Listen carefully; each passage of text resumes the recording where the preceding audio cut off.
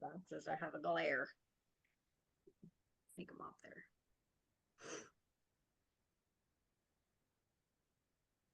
Go ahead, introduce yourself and what you do. Hello. Hi. It's nice to be here. I'm super excited to talk to you today. My name is Hope.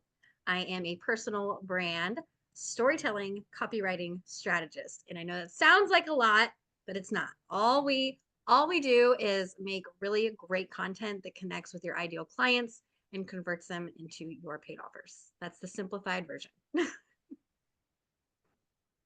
I want to know how you got into doing what you do and especially into the helping people with copywriting. Yeah. So originally, way back when, like 10 years ago, over 10 years ago now. Oh God, I'm 33. So I went to school and originally I wanted to study journalism. So I go into these classes and I'm, studying how to be, thought I wanted to be a news reporter, right? Because I've always had a passion for writing. Um, but I didn't want to write about what they were telling me to write about. Right. And so I ended up switching my major. I went into communications instead, which is still along the lines of communicating. Eventually it just kind of fell off. I ended up leaving school and being lost for about 10 years.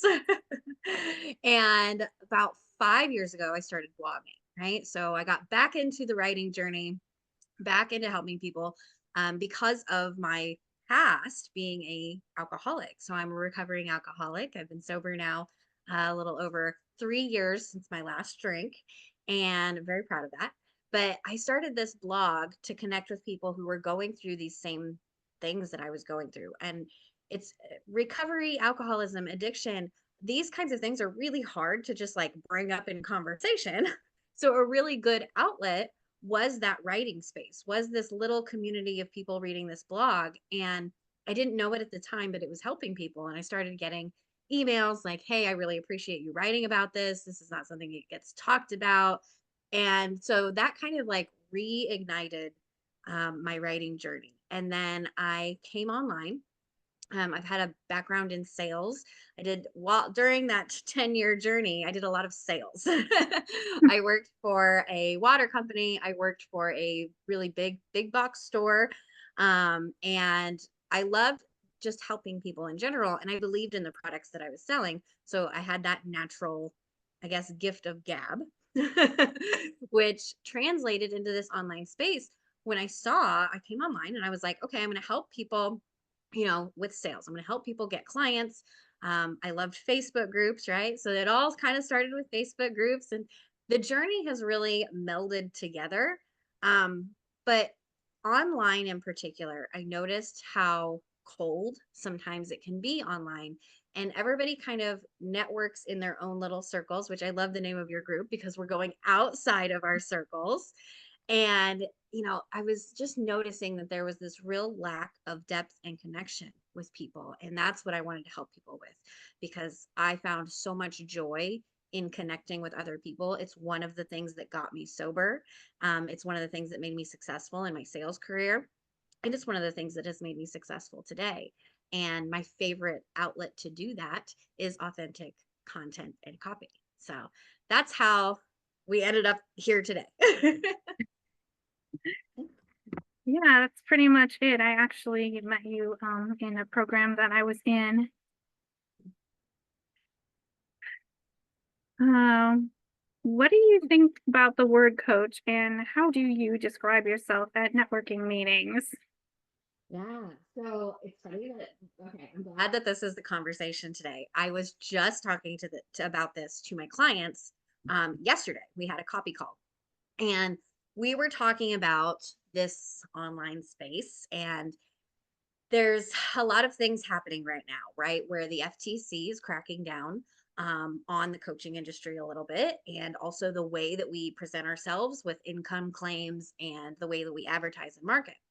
And so we were talking about this concept of coaching, and we were kind of it was a relatively personal conversation between clients, so I can't go all the way in depth into what was said. But there's a lot of people who have been burned in this industry, right? And they hired people who were presenting themselves as a coach. But coaching requires a really deep emotional intelligence, right? You have to have some emotional intelligence when you're a coach. You're doing much more than just teaching. You're really a guide and a mentor and helping people explore different aspects or um, affects of their whatever the problem is that you have the solution for, right? And so for a long time I called myself a coach, and it's not that I don't have emotional intelligence, but that word has gotten very disconnected for me in the last 2 years, watching kind of what's going on in this industry, and also just realizing like it's a very different style than how I approach my clients, right? So I approach my clients from more of a consultation style. So consulting, um, I would say maybe mentoring, but I'm more along the lines of strategizing, right? So strategist, consultancy, all those things, rather than coach. And I would also like to add, right? The people that are calling themselves coaches, that are doing this emotional work with their clients, that are guiding them through a journey and through a transformation, right? That takes a huge that's a huge commitment, right? That is a energetic exchange. And for me, I come from the top down hyperlogical kind of stance on things.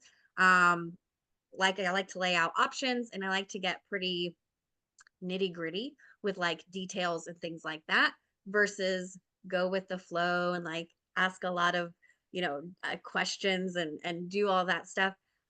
That's just not my style, so I stopped calling myself a coach, right? So I started calling myself a strategist instead. And I think that's been an amazing it's been an energetic shift for me too, is stepping more into who I am versus who I thought I was going to try to be, right? But it's up in the air. There are a lot of amazing coaches in this space, and I think that part of what's changing about this industry is people's, I don't want to say perception, but they're getting more, what's the word I'm looking for? Not critical, but they're like discerning. Buyers today are much more discerning than they ever have been, right? So if you're going to come at somebody with like, I'm a coach, right? Well, how do you work with others, right? That's going to be a really big piece of how we market and how we create content and copy going forward, is tapping into how you work with people and showing them that side so that they can discern whether or not you're the coach or strategist or consultant for them. Yeah, and I think that's important because all of those things can be very helpful, but if you're hiring the one that's not right for the thing that you're looking for, then it's not a fit. And so I think that's one of the important things to do in your marketing is to be more specific about what you actually help people with so that people know if that's a fit or not. Yeah, it's like a level of transparency, right? I think that's one of the biggest things that has helped me with sales the most is that transparency piece. 'Cause I tend to tell people, I'm like, I'm not a mindset coach. I'm not a mindset coach. I'm not very versed in helping people overcome blocks and things like that. But I'm a great strategist, and I'm really good at ideation and all of those pieces. But on an energetic level and like the internal kind of flow state, that's not my zone of genius, right?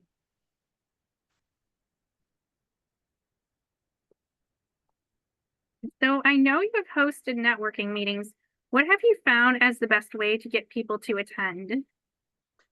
So this is a good one. So within so I have a Facebook group.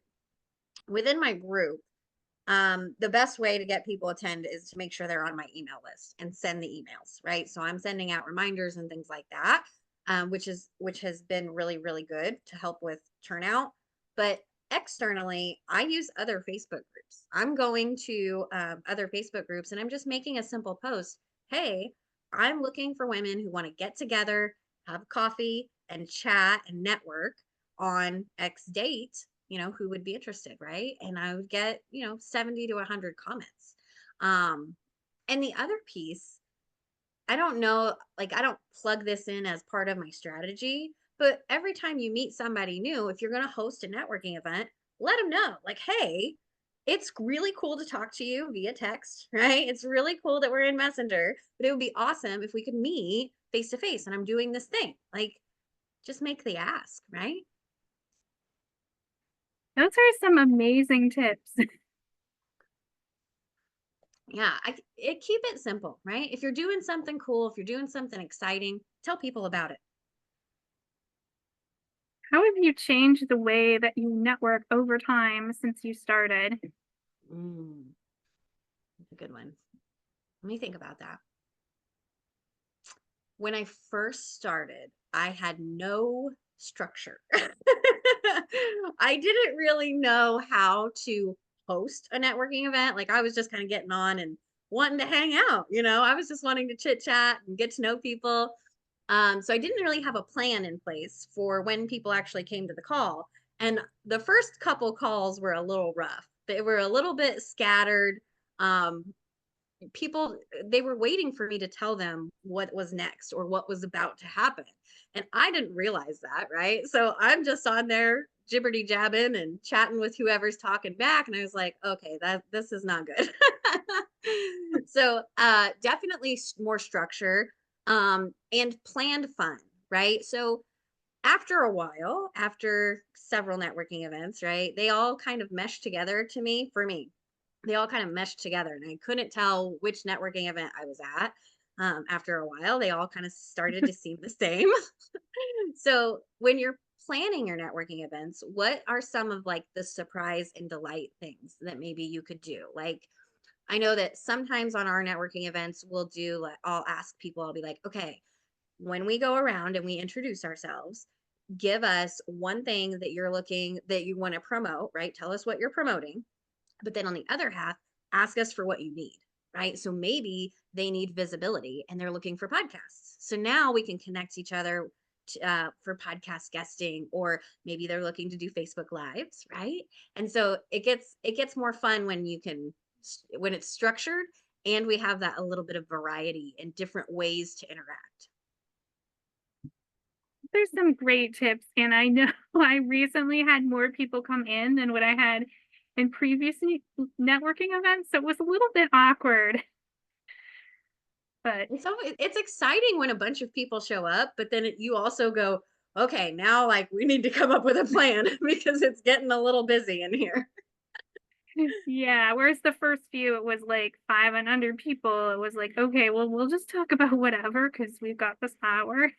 Yeah, yeah, yeah.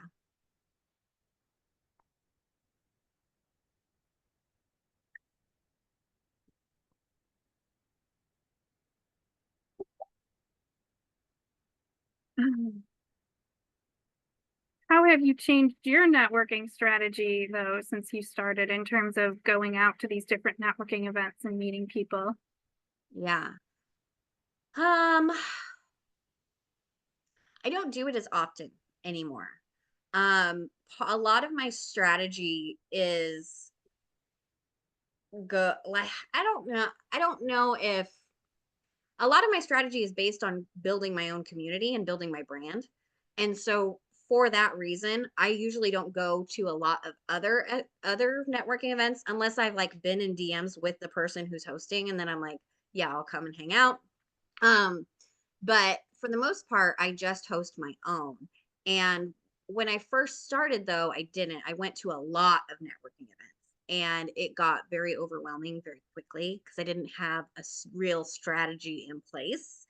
And I also didn't have a strategy for utilizing that to make sales, right? Or to make connections that could lead to sales. I was just popping on and talking to everybody. So, um yeah, today I don't attend as many as I used to, but I will say that my piece of advice is if you are attending a networking event, go in with a plan. Like, how many connections do you want to make? What kind of connections do you want to make? Make sure that you're grabbing their Instagram handle or exchanging emails or something so that you can stay connected outside of the call. Because so often, what happened to me is I would connect with all these people and then I would forget their name or I didn't get their handles.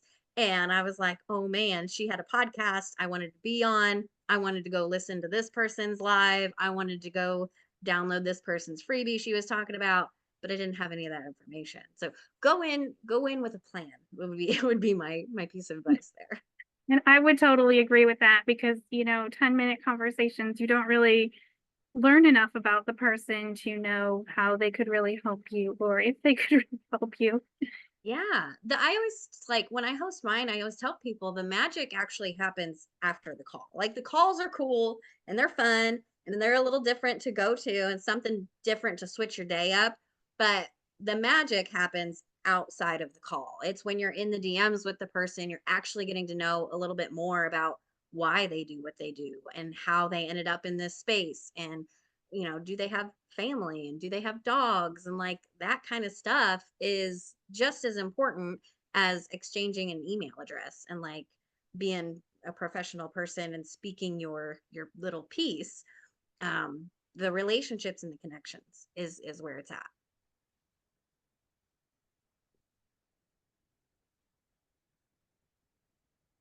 What do you think is the most important thing for business owners to make the most of the new connections when they start networking? To make the most, go in with a plan. Go in with a plan.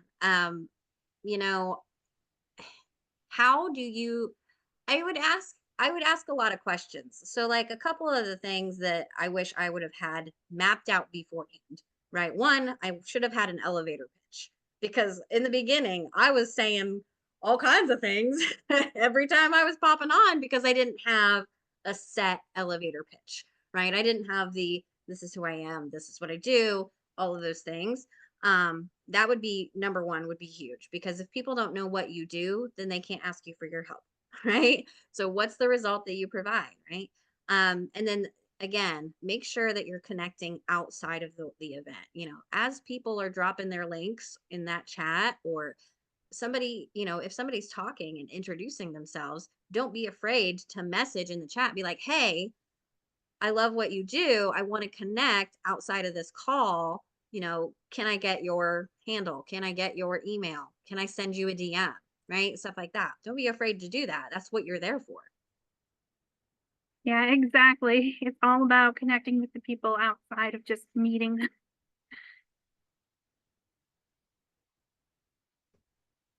Would you say you're more introverted or extroverted? I'm an extrovert. I'm an extrovert with introverted tendencies. It's funny you bring this up. I was thinking about this the other day, and it's like every extrovert has their uh um like service animal introvert type of person that they that they cling to, or that they make go on all the adventures. And but I think that I'm an extrovert for the most part. But that's not to say that we don't also have the introverted time and things like that. But I like to meet people. And I don't mind talking. I'm long-winded. How do you think that affects the way you network? um I think it's good. I don't know. That's a really good question. I think it's good. The biggest thing that people tell me is that I'm so cheerful and I have so much personality and I'm magnetic.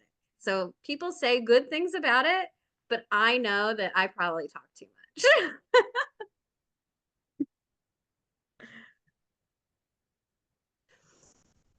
Do you prefer networking in groups or having more one-to-one types of conversations?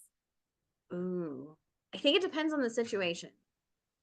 Um, I like to go to networking events because I do love the group atmosphere.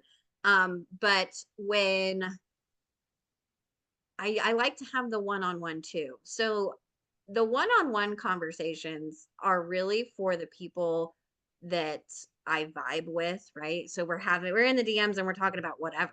Like it doesn't have to be super businessy. Um, like I have several entrepreneurs who I'm not working with them. They're not clients and I'm not their client, but we just vibe. And so I like that. And we can kind of chit chat about new ideas or what we think about what's going on in the space, or even off topic stuff like spirituality or whatever. Um, and I think that that's a lot of fun too. I think I like both. I think I like both.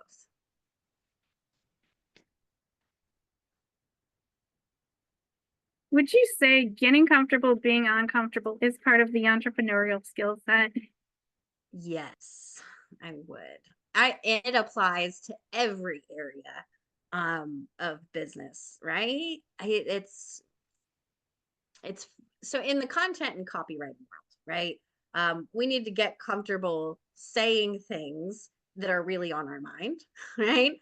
Within reason. We don't want to get canceled or or anything like that. But given the right context, right? We should be able to express our thoughts and opinions with right context, right? And tell our stories that are uniquely ours and our unique perspectives. And that is not always the easiest thing to do. There's a lot of things that come up: fear of judgment, fear of being embarrassed, fear of upsetting people, right? Saying the wrong thing to the wrong person and then getting canceled, right? Like there's all kinds of things that come up. But the more comfortable you can get with the uncomfortable, the faster you grow, because everything is just a learning curve. I would agree with that. I Did think you that, invest in upgrading your networking skills? yes. Yeah, absolutely. Um, public speaking, communication skills, networking, things like that. Those are $1 million skill sets, right? And like, I don't know if you've ever seen the show. I don't even know what it's called, but if you're familiar with Grant Cardone, they put him on a TV show and they gave him like $40 and they told him he needed to go and make 1 million. The first thing he did was execute networking skills, communication skills. He started talking to people left and right, and that's how he made $1 million. He started with like $40 to his name and made $1 million business in like 60 days from just talking to people, right? And I don't think people realize that that skill set is way more important than knowing everything about your expertise or being the best in the world at what you do, right? The communication, being able to talk to people, being able to tell stories and relate to people, that is $1 million skill set. Yeah, because I know people who are experts but don't have the network, and then they don't necessarily have the results from their expertise that you would think they would have. Yeah. Yeah.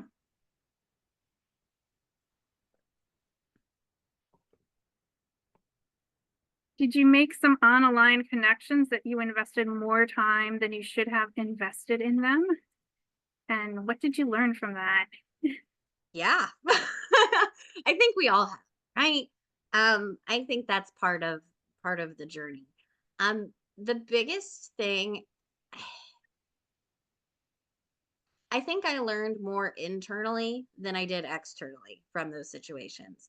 I kind of learned more about myself um, than other people. And I think one of the biggest revelations that I had was that who I am attracts who comes to me, period, point blank. Right. And so if I've attracted somebody who is, quote, unaligned, I need to look at me, right? Like, okay, what part of me attracted this person, right? And does that make sense? Is that who I am? Is that who I desire to be?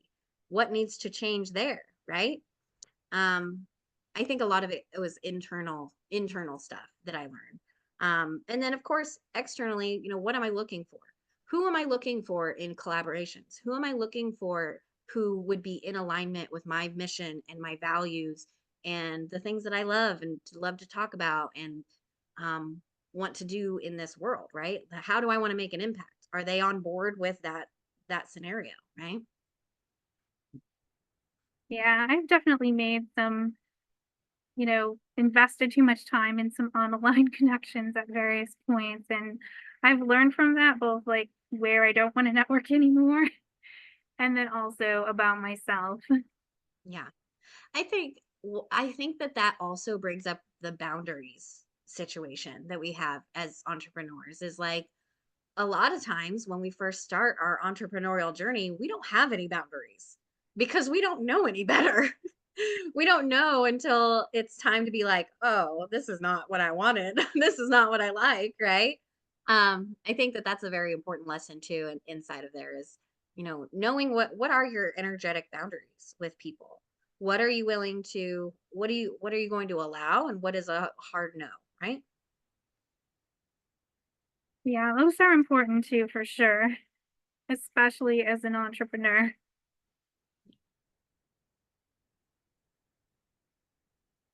What are your thoughts on tapping into intuition when networking? I think it's a good idea. I don't know. That's a good question too. I think that most of communication and meeting people is intuition, right? Um, s- a lot of times, I don't know if I would say 100% of the time, but most of the time I operate under the assumption that everything happens for a reason. And so when I'm meeting people or I'm at a certain networking event and people are like standing out to me, or I'm like, I get really excited when they're talking energetically. Like I like to lean in when I'm talking to people. That's how I know that this is like a full body yes, right? Like that's how I know intuition wise, I like this person, right? So if you see me, that's one of my tells, right? So I lean in. But I think that I would say that the intuition piece is a really big part of it because intuitively you also know, like you can feel when somebody is, in alignment with you or is going to make the most sense for you to communicate with. I think it's really important. And then of course other times you can get a vibe from somebody and you just know intuitively, you're like, oh, we're probably not a match, right? And it's just like a vibe or it's like an energy thing where you're like, we're probably not a match, but that's okay too, right? Yeah, and I think too, it's like experiences because sometimes with networking, people um just are uncomfortable with everybody. So you have to get past that block of feeling uncomfortable with everybody. And so, how would you say that's kind of different from intuition? Yeah. Um, I don't know. Well, in what aspect? Well, like if you, I know you haven't probably been through this, but like I know people who've been through like toxic relationships and then they're like thinking that everybody's not a match when it's really their own trauma Yeah. responses. Yeah. I can get that. I can get that. Um, I would challenge them. So I would challenge that person to be like, to dig a little bit deeper. Well, like, what's this really about? Right. So anytime that we're feeling, if we're feeling a feeling about being in a room full of crowded people, right? Or if we're being called to do a live stream with somebody and we're like nervous and like we're afraid that people are going to judge us or like we're not in alignment with them or like whatever, I would challenge them to ask themselves if that's really what this is about or if this is something else, right? The other piece of it is being so I attended AA meetings, right? Because I was an avid alcoholic, right? I was drinking. So I needed to go to AA. Um, and those meetings were terrifying for me, even as the extrovert I am, because you go in there knowing damn well that you are nowhere near a perfect person and that you have all kinds of things wrong with you, right? Like that's what you're thinking in your head. You're like, I'm this broken person going to this meeting full of other broken people. And so it really knocks you down a peg. um, but when you go into a meeting or a networking event, very similarly, um, know that everybody in the event is on every human ever is on the same playing field, right? No one is out to get you. No one is judging you the way that you think that they're judging you. We are our own worst critics, right? So it's really important that we can recognize that and know that like that's not coming from that's not coming from our highest and best self. That's coming from a place of fear or a place of um, judgment or things like that. And I just think it's so important that we look at those things and then we can embrace it with authenticity. Like, yeah, I'm not feeling super great in this moment, and that's okay, right? It's okay to feel like that. But it's also important to look at those things. Yeah, I think that's a good way to look at it. Do you have any things that you would like to add or any closing remarks or just do your spiel? I didn't prepare a spiel. But closing remarks. So this group is all about networking. You guys are all about networking outside of your circles. So if you don't already have a networking plan in place, go and make one. And it doesn't have to be fancy. It doesn't have to be this big drawn out strategy thing. It just needs to be super simple. How are you going to meet people and then take them little level deeper with you, right? So how are you going to say hello? And then how are you going to end up continuing to be in each other's lives, right? Like those are the two questions. Um, Make a plan and don't discount networking, right? That's the whole thing. The more people that you know, the better off your business will be. The more your business will grow, right? And so don't discount this. And if you're feeling shy, if you're feeling a little worried about showing up or showing out, and giving your spiel at the networking events, just know that everybody's on the same playing field and everybody's there for the same reason, and they're all there to hear you speak, right? They're all here for you. Everybody gets together to hear for each other, right? And that's the big deal. So that's what I would say. Those are my closing remarks. But I would love to connect with all you guys too. So if you don't, I don't have any links or anything to give you, but I can pop in a link after the live. But add me as a friend and let's say hi. That's all I got. Thank you so much for showing up and putting your time into this interview and answering those questions that I think you said so many things that were like so insightful. Good. I'm glad. I was kind of nervous because I was like, I am not like, I didn't prepare anything. I didn't write down my answers. So I was like, we're going to wing it. But I'm glad. I'm glad that this was a good interview. I always enjoy hanging out and I see you at networking all the time. So I like to hang out with you. Um, and yeah, I've had fun. This is a good way to wrap up the week. This is a good Friday. Thank you. All right. Thank you.